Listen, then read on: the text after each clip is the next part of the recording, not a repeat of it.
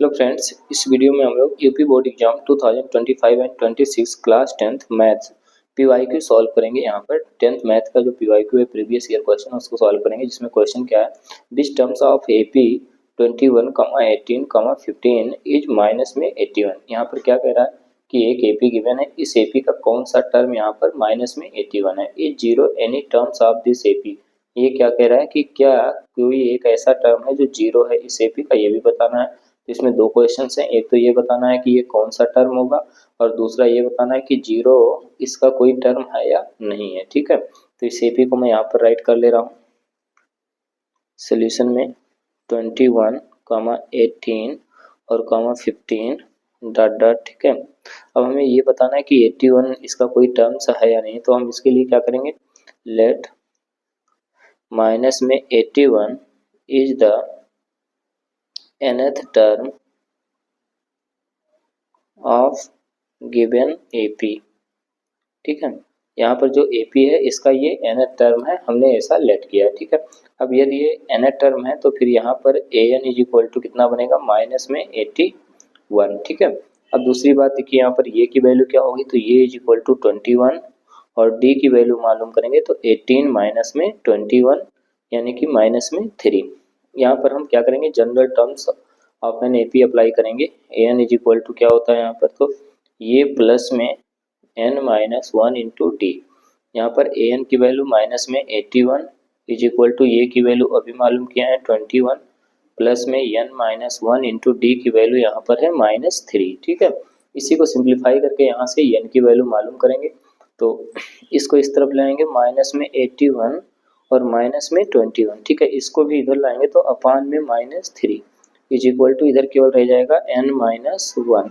इसको सिंप्लीफाई कर ले रहे हैं, तो यहाँ पर ये दोनों माइनस है इसलिए ऐड होगा, तो ये आ जाएगा 1 प्लस 1 यानी कि 2 और 8 और 2 को ऐड करेंगे तो यहाँ पर 10 हो जाएगा और ये माइनस अपान में माइनस 3 इज इक्वल टू में यहाँ पर n माइनस 1। इस माइनस से ये कैंसिल हो जाएगा, 3 से इसको कैंसिल करेंगे तो यहाँ पर 3 3 9 और 4 4 जा 12 यानी कि 34 इज इक्वल टू में n माइनस 1। ठीक है, नेक्स्ट यहाँ पर देखिए ये 34 is equal to n minus 1 आ गया है।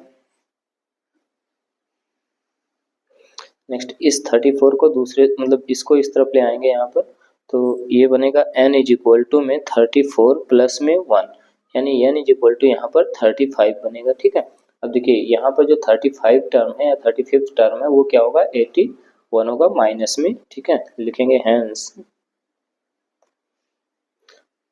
35th terms of given AP is minus में 81। ठीक है, ये यहाँ पर जो 81 है वो इस AP का 35 टर्म हो जाएगा। ठीक है, दूसरा इसमें ये पूछा गया है कि जीरो इसका कोई टर्म है या नहीं है, तो इसको भी हम लेट करते हैं, लेट जीरो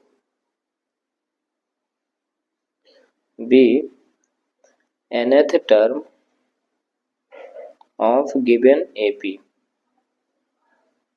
ठीक है, यानी कि जो AP दिया गया है उस AP का nth टर्म क्या है, जीरो है। ठीक है, तो यहाँ पर an is equal to zero और ये प्लस में n minus 1 into D is equal to zero.